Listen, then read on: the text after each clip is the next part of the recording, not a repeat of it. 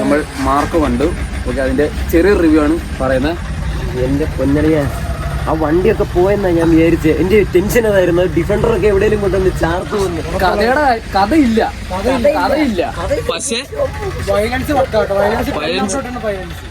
പക്ഷെ കഥയുടെ കാര്യം നോക്കുവാണെങ്കിൽ കഥ നോക്കിയൊന്നും പോയിട്ട് കഥ പോസ്റ്റാ. പക്ഷെ വയലൻസിലും എല്ലാം ഉണ്ട്.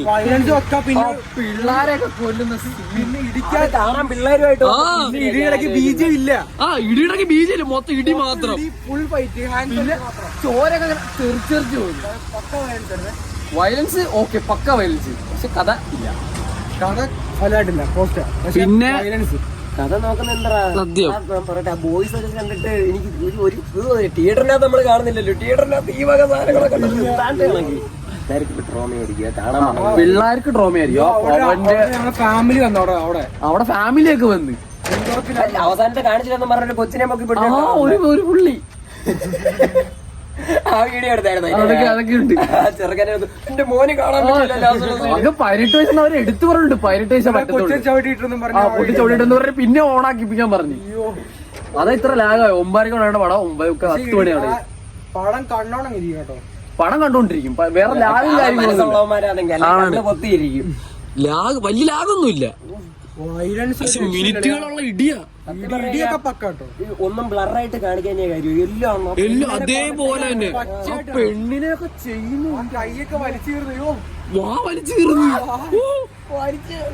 പൈസ സീരിയസ്. അതിന്റെ വലിച്ചം കീറുമ്പോ എന്തിനു വേദനയായിരിക്കും. പിന്നെ അണ്ണാക്കിലിട്ട് 2 കയ്യിലോട്ടൊക്കെ ആക്കുമില്ലേ. പക്ഷെ അവന് ഇച്ചിരി കൂടെ ബ്രൂട്ടലായിട്ട് കൊല്ലായിരുന്നു. ലാസ്റ്റ് കൊന്ന വില്ലനെ കുറച്ച് ചെറുതായിട്ടേ കൊന്നുള്ളു. കുറച്ചുകൂടെ ബ്രൂട്ടലാക്കായിരുന്നു. പിന്നെ വേറെ ഒന്നും അങ്ങനെ പ്രത്യേകിച്ച് അത്രക്ക് ഹൈപ്പിന് അത്ര ഇല്ല. പക്ഷെ ഉണ്ട്, പടം ഉണ്ട്, സാധനമുണ്ട്. ഒരു വട്ടം എന്തായാലും തിയേറ്ററിൽ പോയി കണ്ടിരിക്കുന്ന സാധനം തന്നെ അല്ലേ. OTT കണ്ടാൽ ചിലപ്പോൾ പോസ്റ്റ് ആയി പോകും. ഫോണിനകത്ത് അല്ലെങ്കിൽ ചെറിയൊരു സ്ക്രീനകത്ത് കാണുന്നില്ല. അത്യാവശ്യം വലിയ സ്ക്രീൻ കണ്ടു കഴിഞ്ഞാൽ അതിന്റേതായ ഇമ്പാക്ട് ഉണ്ട്. തിയേറ്റർ എക്സ്പീരിയൻസ് ആയിട്ട്. പിന്നെ കുറെ വണ്ടി കാണിക്കുന്നുണ്ട്. വണ്ടിക്കൊന്നും ഒന്നും പറ്റില്ല. വണ്ടിക്ക് വണ്ടിയുടേതായ വില കൊടുക്കുന്നുണ്ട്. സാധാരണ എന്തെങ്കിലും ഇടിച്ച് ഇടിച്ചാൽ കയറ്റുവോ. പക്ഷെ ആണാണ് മാർക്കോണ്ടിട്ട് ഇറങ്ങിയവന്മാരൊക്കെ മാർക്കോ എന്ന് പറഞ്ഞ അവിടെ ഇടിയായിരുന്നു. ആദ്യത്തെ ഇത് ഇറങ്ങിയിട്ട് മാർക്കോ വണ്ടി തട്ടി എന്ന് പറഞ്ഞിട്ട് എല്ലാം നൈസായിട്ട് എടുത്തു വെച്ചിട്ടുണ്ട്. വിഷ്വല് പക്ക. പിന്നെ കൊറിയോഗ്രാഫി അത് നൈസ്. അടിയൊക്കെ പക്ക. BGM പക്ക. ബീജം കറക്റ്റ് ഇടുന്നുണ്ടോ. ചുമ്മാ വാരിക്കൊരു ബീജം ഇടുന്നില്ല. ഇടിക്കൊക്കെ അതിന്റേതായ ഹാൻഡ് ഫൈറ്റ് ഒക്കെ പക്ക അറിയുന്നുണ്ട് നമ്മള് പക്കായിട്ട്. മാർക്കൊക്കെ പട്ടിക്ക് വരെ അതിന്റേതായ പട്ടിക്ക് വരെ പട്ടിയുടെ ലാസ്റ്റ് അത് കണ്ടുപിടിച്ചു കൊടുക്കുന്നത്. ആദ്യം പട്ടിയിലാ തുടങ്ങുന്ന. പട്ടിയുടെ സത്യം ആദ്യം പട്ടിയുടെ ഒരു സീനുണ്ട്. കണ്ടറിയണം. ഫുൾ ചോരക്കളിയാ. ഫുള്ള് പറയുന്നില്ല. ഫുൾ ചോരക്കളിയാ. നീ സ്പോയിലാക്കരുത്. ഇല്ല പോയി കാണണം. തിയേറ്ററിൽ തന്നെ പോയി കാണണം. തിയേറ്റർ കണ്ടില്ലേ പോസ്റ്റ് ആവും.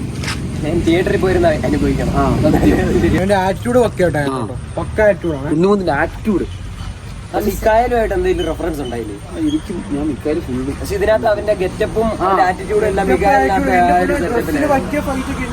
പിന്നെ മറ്റേ സിദ്ദിഖ് നല്ലായിരുന്നു. സിദ്ദിഖിന് പക്ക. പിന്നെ മറ്റേ പുള്ളി ഉണ്ടല്ലോ, ജഗദീഷ്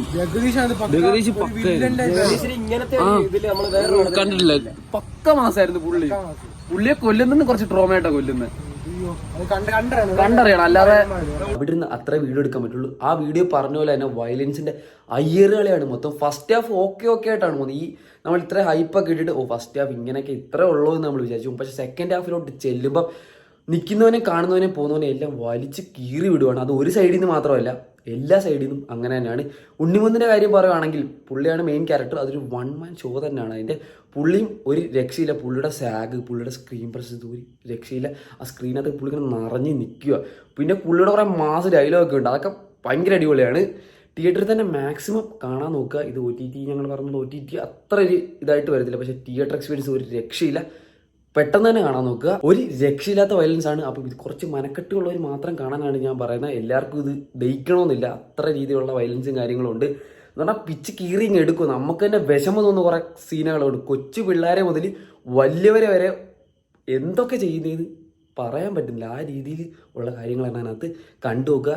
കഥ ഒരു ചെറിയ കഥ തന്നെയാണ്, പക്ഷെ വയലൻസ് എന്ന് പറഞ്ഞാൽ ഒരു രക്ഷയില്ലാത്ത വയലൻസ് ആണ്. ഫാമിലി ആയിട്ടൊക്കെ പോകാൻ പ്ലാൻ ചെയ്യുന്നവർ നോക്കിയും കണ്ടൊക്കെ പോവുക. പിന്നെ കൊച്ചു പിള്ളേരൊക്കെ ആയിട്ട് പോകുന്നവരും അതും ഒന്ന് ശ്രദ്ധിക്കുക. ഓക്കെ, അത്യാവശ്യം മനക്കെട്ടിയും കാര്യങ്ങളൊക്കെ വേണം ഇത് കാണാൻ വേണ്ടി. അത്ര രീതിയിലുള്ള ക്രൂരമായിട്ടാണ് ഓരോന്ന് ചെയ്യുന്നത്. ഒരു സൈഡിൽ നിന്ന് മാത്രമല്ല, എല്ലാ സൈഡിൽ നിന്നും ഇതേ രീതിയിലാണ്, ഒരു കണ്ണിച്ചോരില്ലാത്ത രീതിയിലാണ് ഓരോ കാര്യങ്ങൾ ചെയ്യുന്നത്. വീഡിയോ ഇഷ്ടപ്പെട്ടാൽ ലൈക്ക് ചെയ്യുക, സിനിമ ഇഷ്ടപ്പെട്ടാൽ വന്ന് കമൻറ്റ് ചെയ്തേക്കുക. സിനിമ ഇഷ്ടപ്പെട്ടാൽ ലൈക്ക് ചെയ്തേക്കുക. നിങ്ങളുടെ സിനിമയെക്കുറിച്ചുള്ള അഭിപ്രായങ്ങൾ കമൻറ്റ് ചെയ്തേക്കുക. എൻ്റെ അഭിപ്രായങ്ങൾ ഇതൊക്കെയാണ്. ബൈ, ടാറ്റാ.